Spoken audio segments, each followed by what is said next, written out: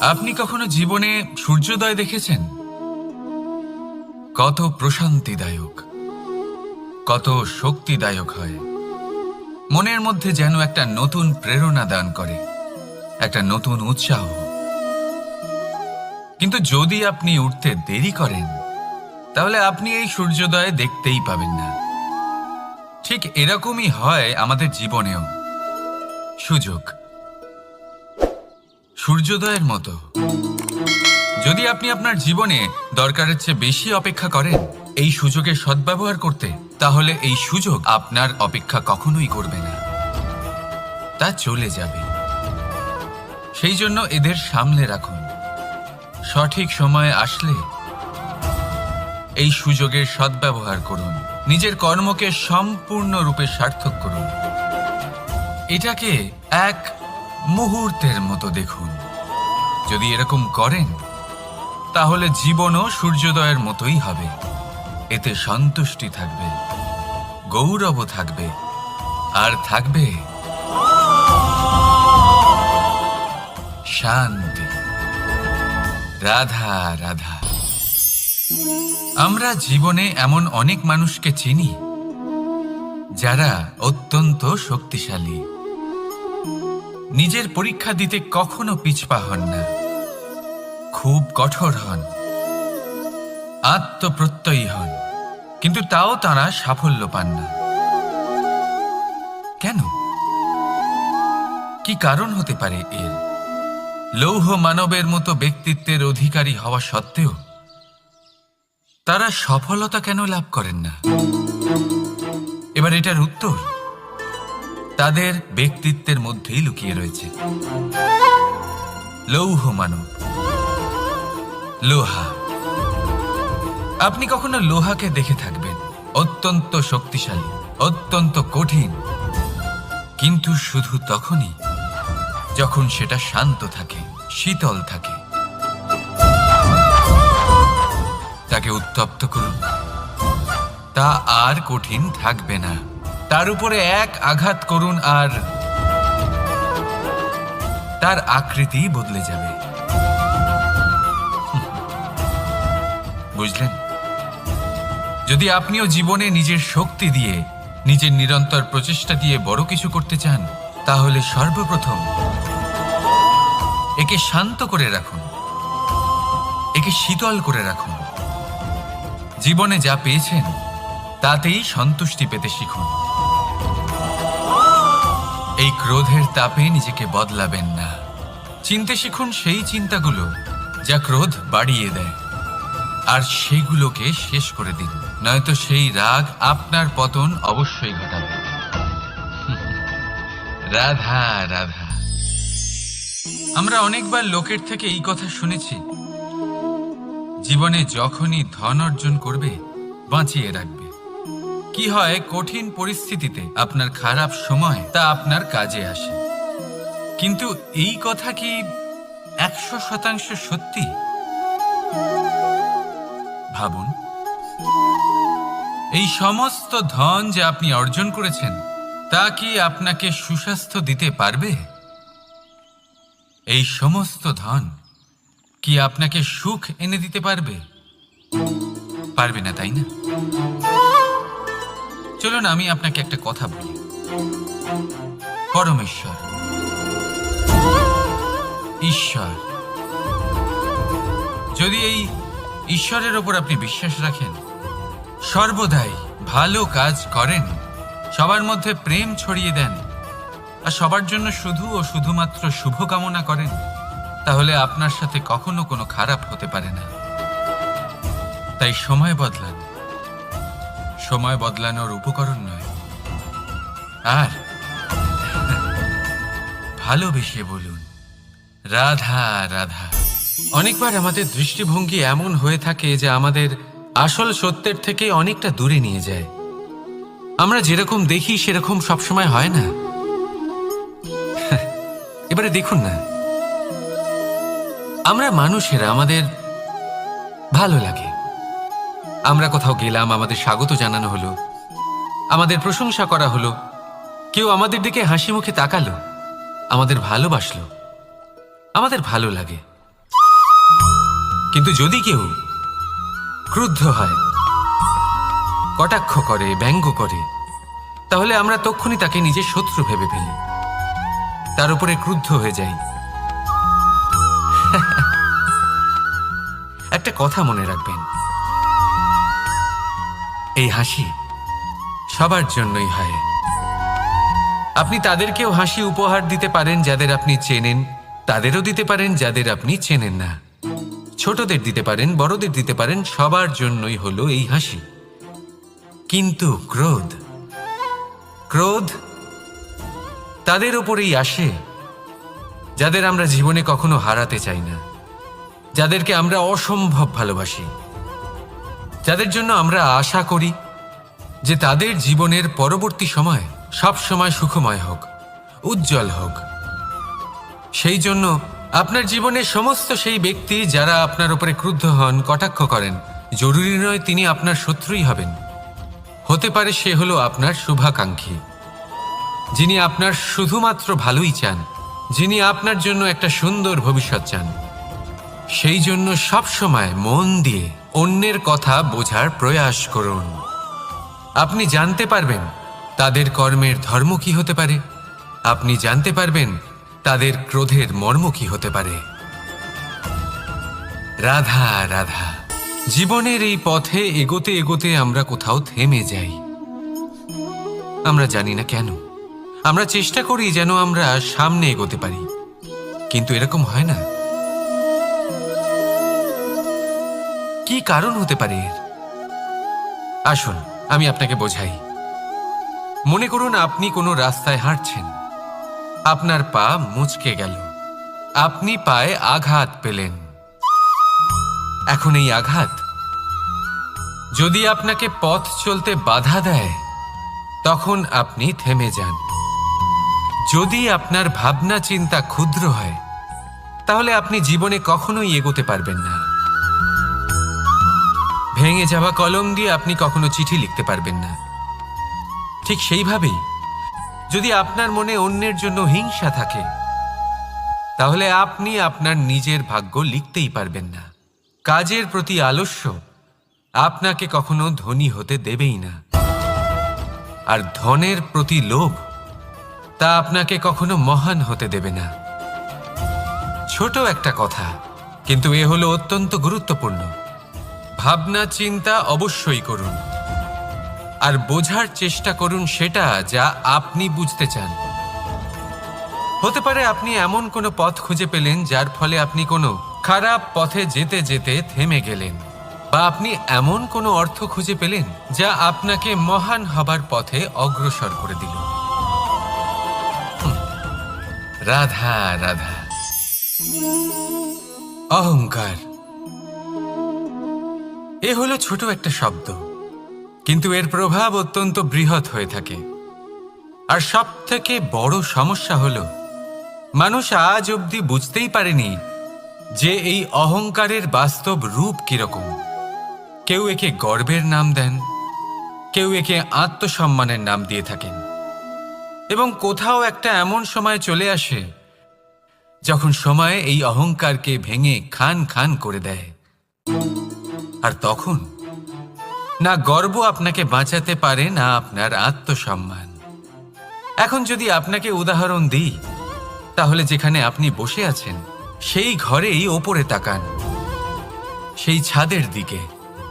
যদি এই ছাদ অহংকার করতে থাকে যে দেখো আমি তো সব থেকে উঁচু জায়গায় আছি, আমার চেয়ে ওপরে আর কেউ নেই, আমি এই ঘরে থাকা সমস্ত ব্যক্তিকে ছায়া প্রদান করি, যদি এই অহংকার এসে যায় তাহলে কি? একবার ভেবে দেখুন, যদি পরের দিন তার উপর আরো একটা তলা বানিয়ে দেওয়া হয় তাহলে কি?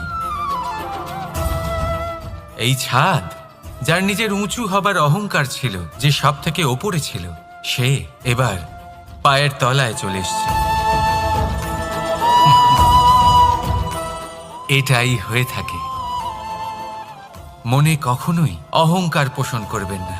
যদি মনের মধ্যে কিছু রাখতে চান, তাহলে প্রেমের ভাব রাখুন, স্নেহ রাখুন। এই অহংকারকে আপনি যা ইচ্ছে নাম দিন, গর্ব হোক, আত্মসম্মান হোক, এর দ্বারা আপনার কোনোভাবেই কোনো লাভ হবে না। তাহলে এই অহংকারকে ত্যাগ করুন আর আমার সাথে ভালোবেসে বলুন, রাধা রাধা। একটা সিদ্ধান্ত। এই জীবনে একটা সিদ্ধান্তের গুরুত্ব কি হতে পারে তা কখনো ভেবে দেখেছেন? একটা সিদ্ধান্ত সেই ভিত্তি হতে পারে যা আপনার পুরো জীবনকে বদলে দিতে পারে, এই সমস্ত সংসারকে বদলে দিতে পারে, ভবিষ্যৎ বদলে দিতে পারে। এই সিদ্ধান্ত যে কোন রাস্তা চয়ন করতে হবে, সেই সিদ্ধান্ত যে কখন সামনে এগোতে হবে আর কখন থেমে যেতে হবে, সেই সিদ্ধান্ত যে কখন যুদ্ধ করতে হবে আর কখন নিজেকে পিছু পা হতে হবে। এই সিদ্ধান্ত হলো খুব গুরুত্বপূর্ণ। আর আপনি তো এই সংসারে একা নন, তাই আপনার একটা সিদ্ধান্ত শুধু আপনার জন্যই নয়, সমস্ত সংসারের জন্য গুরুত্বপূর্ণ হতে পারে। এবার এই সিদ্ধান্ত আপনারই হবে। ভাবনা চিন্তা করে নেবেন, সাফল্য পাবেন। রাধা রাধা। ভবিষ্যৎ। সংসারে এমন কোন ব্যক্তি আছেন যিনি নিজের ভবিষ্যতের বিষয় ভাবেন না? যে কেউ ভাবেন, আমার ভবিষ্যৎ কিছু এরকম হবে, আমি ভবিষ্যতে এরকম কিছু একটা করব, এই সুবিধা থাকবে, এই আনন্দ পাবো, ইত্যাদি ইত্যাদি। কিন্তু সত্যি বলি, ভবিষ্যতের থেকে বড় ভণ্ড আর কেউ নেই।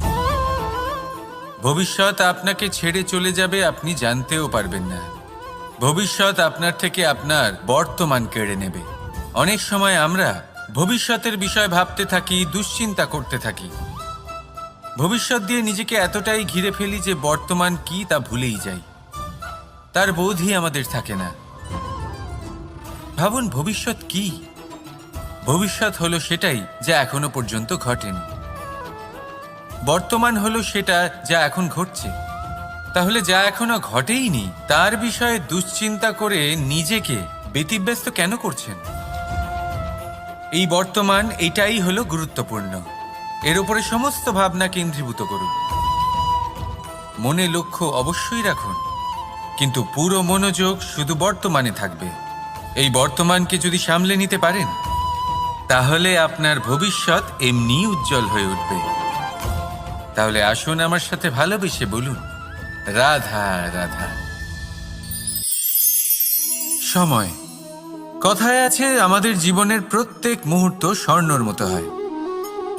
এবার হয় আমরা একে নিজেদের কাছে রাখতে পারি বা একে আমরা চলে যেতে দিতে পারি, কারণ এই ছোট ছোট মুহূর্তই আছে যা আমাদের জীবনকে গড়ে তোলে। এখন এই জীবন কেমন হবে তা আমাদের উপর নির্ভর করে। যদি আপনি একটা মুহূর্তের যত্ন না নেন, যদি আপনি এক মুহূর্ত ভালো না বাসেন, যদি আপনি এক মুহূর্ত স্নেহের আনন্দ না উপভোগ করতে পারেন, তাহলে দেখতে দেখতেই আপনার সমস্ত সময় নষ্ট হয়ে যাবে, আপনি জানতেও পারবেন না। অর্থাৎ এই সময় স্বর্ণ হতে পারে না। তবে আমরা একে স্বর্ণ বানিয়ে নিতে পারি আমাদের চেষ্টার মাধ্যমে। এই সময় শুধু একটি লাঙল যা মাটির সাথে লড়াই করতে পারে, আর কিছু নয়। একটা অত্যন্ত গুরুত্বপূর্ণ কথা মনে রাখবেন, আপনার কাছে শুধু সময় আছে। এবার আপনি এটা দিয়ে স্বর্ণ বানাবেন না ঘুমিয়ে স্বপ্ন দেখে একে নষ্ট করবেন, সিদ্ধান্ত আপনারই। রাধা রাধা। ভগবান। প্রত্যেক কঠিন পরিস্থিতিতে এই নামই আছে যা আমাদের উপায় দিয়ে থাকে। ব্যক্তি যান, ভগবানের পুজো করেন, আরাধনা করেন, ব্রত পালন করেন, মন্দিরে যান, পুজো পাঠ করেন, ভগবানকে জাগিয়ে তোলেন। আর তারপর শুরু হয় সমস্ত প্রশ্ন। হে ভগবান, আমার সাথে এরকম কেন হচ্ছে? কেন আমারই জীবনে এত দুঃখ আছে? আমি কিভাবে এর সম্মুখীন হব? আমাকে কেন এত কষ্ট ভোগ করতে হচ্ছে? হে ভগবান, আমি কি করব? আমাকে সাহায্য করুন, কোনো রাস্তা দেখান।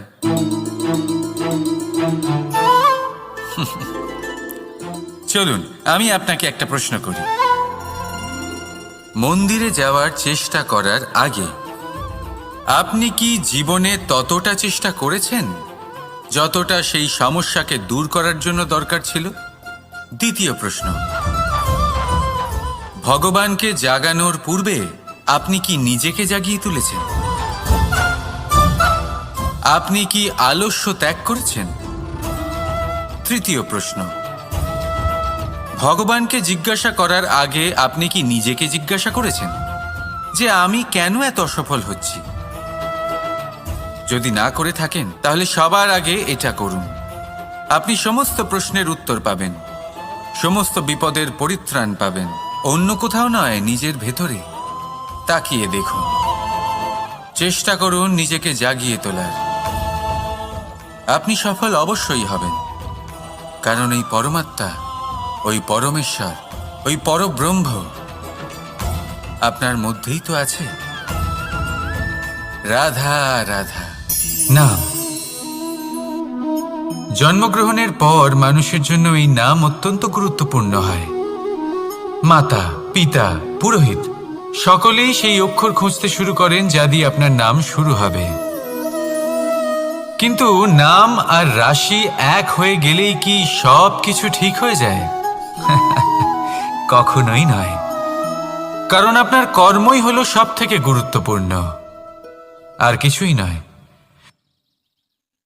দেখুন, এই নিয়তিও আপনার কর্ম অনুযায়ী আপনার ভবিষ্যৎ সুনিশ্চিত করে। যদি আপনাকে উদাহরণ দিই তাহলে ভাবুন, একদিকে ছিলেন রাম আর অন্যদিকে রাবণ। দুজনেরই নাম শুরু হয় র দিয়ে, কিন্তু একজন পেলেন এক ভয়ানক পরিণতি আর অন্যজন সমগ্র সংসারের মনে চিরস্মরণীয় হলেন। তাহলে মনে রাখবেন, নাম নয়, কর্মই হলো শ্রেষ্ঠ। আর যদি তা শ্রেষ্ঠ হয় তাহলে আপনার নাম এমন স্থানে পৌঁছবে যা সংসারের কেউ মুছে ফেলতে পারবে না। তাহলে আসুন আমার সাথে ভালোবেসে বলুন, রাধা রাধা।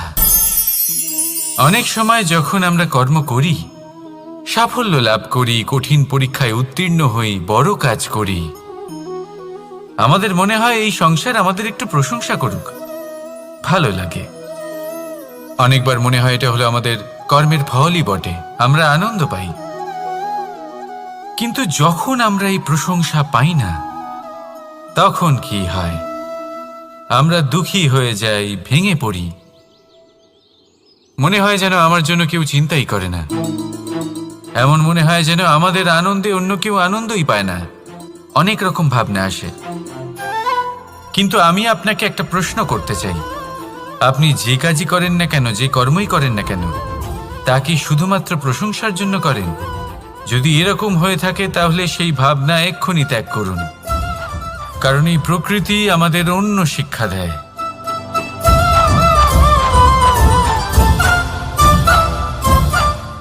এই ফুলকে দেখুন, এই যে ফুলের সুবাস, যা আমার মনকে উচ্ছ্বসিত করে তোলে, মনে শক্তির সঞ্চার করে, এই সুগন্ধ। কিন্তু ভেবে দেখুন, ফুলের কিন্তু এই কাজ করার জন্য কোনো প্রশংসারই প্রয়োজন হয় না। এটাই হলো প্রকৃতির শিক্ষা। যিনি সৎ হন, সৎকর্ম করেন, তার কোনো প্রশংসার প্রয়োজন হয় না, কারণ ওনার কর্মই হলো ওনার সুবাস। মনে রাখবেন, আতর নকল ফুলে দেওয়া হয়, প্রকৃত ফুলের তার কোনো প্রয়োজন হয় না। সেইভাবেই আপনিও কর্ম করতে থাকুন শুভ চিন্তা নিয়ে। এই মনকে সব সময় শান্ত রাখুন, স্বচ্ছ রাখুন। যদি এরকম করেন তাহলে আপনার কর্ম এমন সুবাস ছড়াবে যে আপনার জীবনে শুধু এবং শুধুমাত্র আনন্দই থাকবে। তাহলে এই আনন্দ সহকারে বলুন, রাধা রাধা। এই সংসারে এমন কোনো পর্বত নেই যা এতটাই উঁচু যে মানুষ তার শিখরে পৌঁছতে পারবে না, তাকে অতিক্রম করতে পারবে না। এই সংসারে এমন কোনো সাগর নেই যা কিনা এতটাই গভীর যেখানে মানুষ তার তলদেশে পৌঁছে ফিরে আসতে পারবে না। একটা ছোট্ট বরফের টুকরো পর্বতের শিখরে গলে গিয়ে বইতে থাকে, আর দেখতে দেখতেই তা মহানদী গঙ্গায় পরিবর্তিত হয়। এর কারণ কি? এর কারণ হলো প্রচেষ্টা, প্রারব্ধ নয়। এই প্রচেষ্টাই সুনিশ্চিত করে যে আপনার প্রারব্ধ কি হবে। এই সমস্ত কিছু হলো প্রচেষ্টা আর প্রারব্ধের খেলা। আপনার প্রচেষ্টা যেরকম হবে আপনার প্রারব্ধ সেরকমই হবে। আর আপনার প্রচেষ্টা যদি উচ্চ মানের হয় তাহলে প্রারব্ধকে আপনার সামনে নত হতেই হবে। কি বলেন? তাহলে আসুন আমার সাথে ভালোবেসে বলুন, রাধা রাধা। অনেক সময় মানুষ অতীতকে দেখেন আর তখন অহংবোধে পরিপূর্ণ হয়ে ওঠেন। কখনো বর্তমানের দিকে তাকান, ভবিষ্যতের দিকে তাকান আর পরিতৃপ্তিতে ভরে ওঠেন। কেন বুঝতে পারেন না একটা সহজ কথা? এই যে সৃষ্টি, এই সৃষ্টি হলো একটা বড় চক্র যা বারংবার আপনার কাছে ফিরে আসবেই। কঠিন থেকে কঠিনতর পরীক্ষায় আপনাকে নিযুক্ত করবে, যাতে আপনাকে উত্তীর্ণ হতেই হবে। যা কাল ছিল তা আজ নেই, এটা সবাই জানেন। যা আজ আছে তা হয়তো কাল থাকবে না, এটাও আপনাকে মেনে নিতে হবে, তাও আবার হাসি মুখে। শান্ত থাকতে শিখুন আর কখনোই মনের মধ্যে অহংকার উৎপন্ন হতে দেবেন না। হতে শিখুন সেই হিমবাহের মতো। হয়তো এই জন্যই এত শীতল থাকে, কারণ ও জানে গতকালও জল রূপে ছিল, আজ বরফ রূপে হয়তো আছে, কিন্তু কাল পুনরায় সে জলেই পরিণত হবে। নিজেকে শান্ত রাখুন। হয়তো আজ আপনি সাফল্যের শিখরে আছেন, হয়তো বা নেই। আপনাকে প্রত্যেক দিন অবশ্যই দেখতে হবে। শুধু নিরন্তর প্রচেষ্টা করতে থাকুন, প্রত্যেক পরিস্থিতির জন্য তৈরি থাকুন আর একে ভারসাম্যে রাখতে শিখুন। আপনার কাল হোক, আজ হোক বা আগামীকাল, আপনার ভালো দিন হোক বা খারাপ দিন, সব পবিত্র হয়ে যাবে। তাহলে আসুন আর আমার সাথে ভালোবেসে বলুন, রাধা রাধা। দোল উৎসবে এই সমগ্র সংসার রং নিয়ে খেলা করে, কিন্তু এই রঙের সারমর্ম এই সংসার কি জানে? কখনো দেখেছেন একটা চিন্তিত মুখ শুধুমাত্র রঙের স্পর্শ পেয়ে আনন্দিত হয়ে ওঠে? দোলে আমরা কি করি? পুরাতনকে ত্যাগ করি আর নতুনকে স্বাগত জানাই। শিশিরকে বিদায় জানিয়ে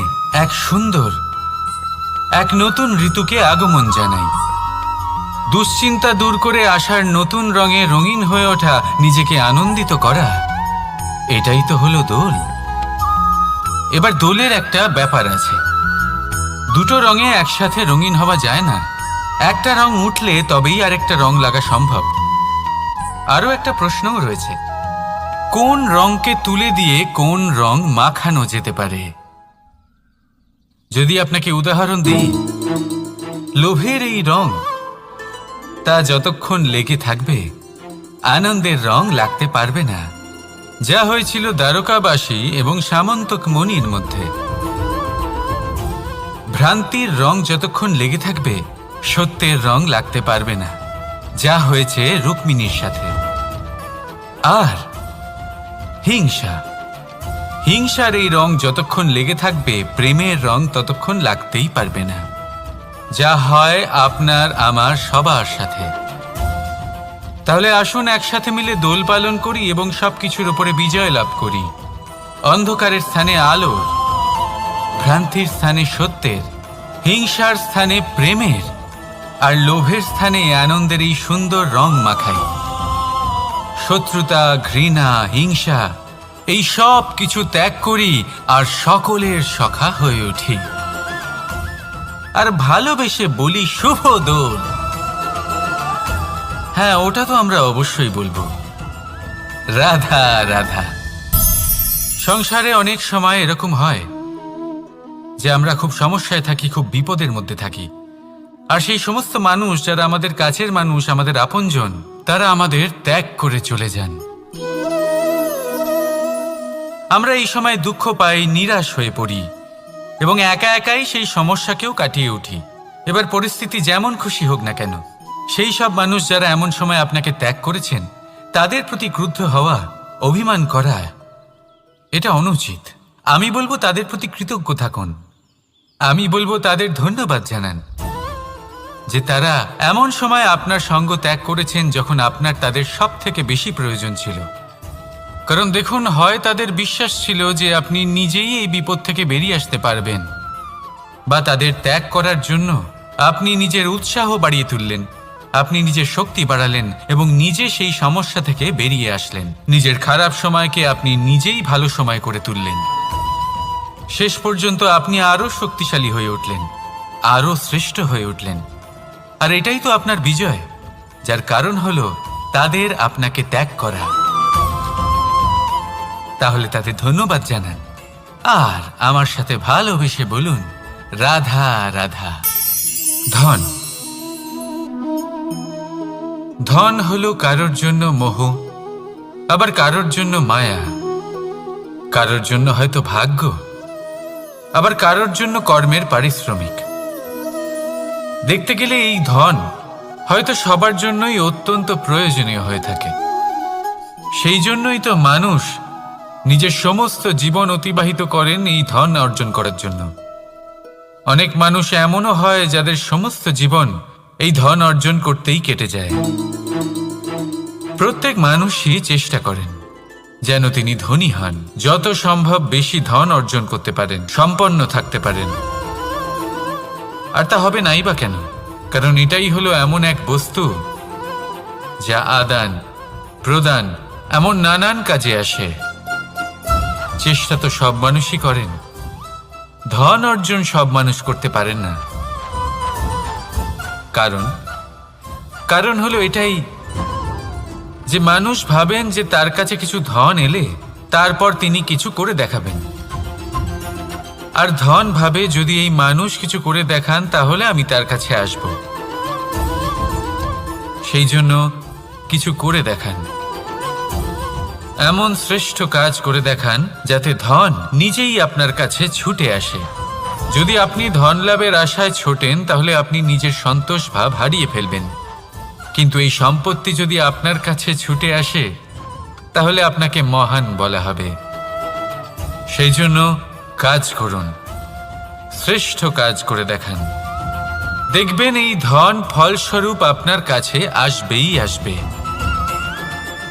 তাহলে আসুন আমার সাথে ভালোবেসে বলুন, রাধা রাধা। আমাদের মনে সবসময় একটা প্রশ্ন এসেই থাকে, এই জীবন যা কিনা ঈশ্বর আমাদের দিয়েছেন, একটা জীবন। ঈশ্বর এক আত্মা দিয়েছেন পৃথিবীতে বাঁচার জন্য। যতদূর আমরা জানি আমাদের কাছে একটাই জীবন রয়েছে। আমরা ভাবি এই জীবন গুছিয়ে কিভাবে রাখা যায়।